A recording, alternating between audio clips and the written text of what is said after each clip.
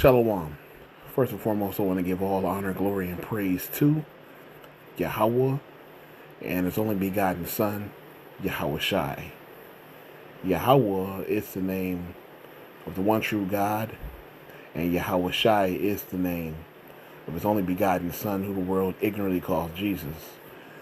And I want to give double honors to the apostles, the elders of Great Millstone, and I want to send salutations to all the Akim throughout the four corners of the earth, exalting the name of Yahweh and His only begotten Son, Yahweh Shai, in truth and in sincerity. Alright, so this lesson is going to be about what you just saw in that video. There was a shooting that happened in Chicago today where a young lady was murdered, alright, and her baby survived shooting. The baby was in the white car. The girl was in the white car. She didn't survive. And the baby did. The baby did survive. Alright? And I just thought about a couple scriptures that came to mind. You know, when it talks about being a wild bull in the net. If you saw them little niggas hop out that car, you know what I'm saying, jumping up and down, shooting, you know what I'm saying, so eager to murder and kill, you know. Yeah. You know, niggas out here is just doing all kind of manners of wickedness and evil. Alright, contributing to more wickedness and giving more sorrows and terrorizing people in their own community. Alright? Old backsliding Israel, you know what I'm saying? All niggas gonna do is rebel, rebel, rebel. Alright? Because that's all niggas want to do is rebel. Alright? You see, this is the girl with the baby. Alright? Now, also, you know, this girl was on the internet talking shit. And she was talking shit. And I wish I had found the account. She was basically talking shit on the internet. And them niggas was like, okay, bet, we gonna find you. So basically they went out, they found her, and they killed her. And they almost killed the baby. Over 100 rounds, 100 shells. And the baby was unharmed. So the Lord was with the baby. Now, the Lord did not want that baby to be taken out. Alright? But she did.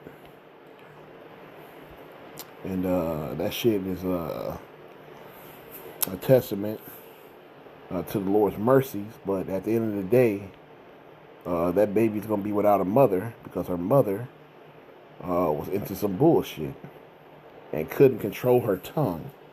You know, the scriptures talk about how in the book of Proverbs, a soft answer turneth away wrath, you know, and it talks about how there's life and death in the tongue, you know. Man, let me find that. I want to find that account now. Hold on. All right, here we go. This is her on social media. It says, now let me post her dead-ass brother in the casket on my page. So I guess there's a girl she had beef with. She wanted to post the casket of the dead brother of the girl she got beef with. And then she posted, I don't give a fuck about no bitch posting that crib, I'm moving. So I guess somebody posted where she stayed or posted her address on the internet. And then you see, eventually, as time went on, they ended up catching her. Because this was back in November last year. So now they found her. And they killed her. Yeah, so she was on social media talking shit. Alright? But these niggas, man, all together, just wicked. Jacob just don't give a damn about anything. All right, except themselves, except how they want to feel and what they think. It's really satanic because they put themselves over the Lord. And no matter if you wear a crucifix, Bible scriptures, you get Bible scriptures tatted on you. You know what I mean? You attend church with your granny. It don't matter. You really show how satanic you are when you put yourself before the Lord, because you don't consider the Lord. You don't consider him at all in your thoughts, in your actions. It's satanic. All right? And Satanism is when you worship yourself. All right? When you put yourself first.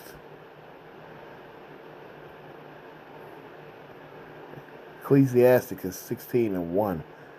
Desire not a multitude of unprofitable children, neither delight in ungodly sons. Though they multiply, rejoice not in them, except the fear of the Lord be with them. So, we don't rejoice not in the ones that don't fear the Lord. If you don't fear the Lord, we don't rejoice in you. But the ones that do, we do rejoice and praise and uplift and honor and respect. But if you don't respect the Lord, we don't respect you. It's that simple. Verse 3. Trust not thou in their life, neither respect their multitude. For one that is just is better than 1,000. And better it is to die without children than to have them that are ungodly. All right? So it's better to die without children than to have them and they be ungodly. Because now you're leaving a legacy of wickedness on the earth that's going to spread. That's why the ungodly children, the rebellious children against their parents get put to death, because children are, they respond to behavior that that really is naughty behavior, and it affects them. All right, affects them to a point where it starts to rub off on them, and then next thing you know, you got a trickling down effect, like a domino effect, and then next thing you know, it's one kid, the next kid, the next kid, the next kid. It's the influence. That's one of the reasons why the community looks the way it does now. All that damn influence on wickedness. That's what it is. They get influenced by the wrong things. And that's why the world is the way it is. It's all a part of the curses, man. All right, and the fact that, we're the Lord described us as the tail and not the head. All right, we're on the back burner, at the bottom. All right, Isaiah 3:12. As for my people, children are their oppressors, and women rule over them. O my people, they which laid thee caused thee to err. And they which led thee caused thee to err, and destroy the ways of thy path. All right? So, these kids are oppressing really the whole nation. All right? And the women are ruling over them. The women are the ones raising these damn demons. All right? Me and my mom was just sitting down, and we were watching the news, and it was a nigga out here in Chicago that killed a boat manager, basically, and You know, the nigga had an issue. He had a mental. Nah, fuck that. He had no mental issue. Nigga was just had an anger problem, and he would punch people. He had multiple arrests for assaults and burglary, and he was in jail for a whole nother crime. While they trumped up charges on him for murder, because he ended up punching the boat manager, and the boat manager fell in the water and drowned. You know, and he ended up going to jail for murder, but he was already in jail for a burglary. And so niggas is just wicked, man, wicked as hell. And the kicker is, when he went to court, his mother screamed out, "I love you, son." What the fuck you love about that? I low key want to go find this shit. You know, I ain't gonna make this lesson too long. I low key want to find that. Fuck it. Let me see if I can find it real quick. Hold on. Christine Flores joins us live from the Cook County Criminal Courthouse with more. Christine? Well, Ben and Lourdes, good afternoon. Now, months after Nabil Abzal's body was pulled from Lake Michigan, there has now been a felony charge filed against Alexis Trader. Now, Trader was already a detainee inside of the Cook County Jail on an unrelated burglary charge. 34-year-old Alexis Trader has been charged with one count of first-degree murder in connection with the death of Nabil Abzal, a Plainfield man who was affectionately known in the Chicago boating community as Captain Bill.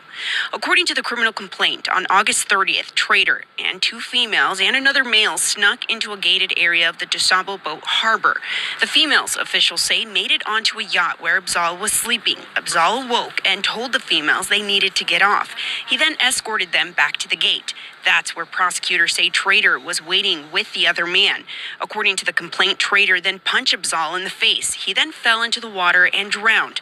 Officials say Trader called 911 from his cell phone. A week prior to the incident, court records show Trader was arrested for a DUI. Police matched his image from the body camera footage. They say they also matched his name to the 911 call he made on his cell phone the night Abzal drowned. Since September, Trader has been in custody at the Cook County Jail for aggravated battery. Officials say in that case, he entered a gas station and punched a guy and broke his nose for allegedly looking at him wrong. His criminal history dates back to 2008 with a long pattern of burglary-related offenses. He also has misdemeanor matters, including a domestic-related arrest with an order of protection. Trader also has several pending cases, including the previously mentioned DUI and two separate burglary indictments, with at least one alleged to have happened while he was on pretrial release. Now, Trader's mother was in court today for that hearing. She declined to comment, but at the end, she did yell out to her son that she loves him. Trader was ordered to remain behind bars. He's due back in court. The mother says she loves him. Of course she does. we just read why. Because children are the oppressors and women rule over them. The women are the mothers. See that? Why? How would you? You should be embarrassed, but you're not, because the love of these damn women for these niggas, man. I bet you every time that nigga went to jail and got out, he can always go to his mama's house. Anyway, man, these niggas is terrible. All praises to Yahweh Bahashim Yahushai.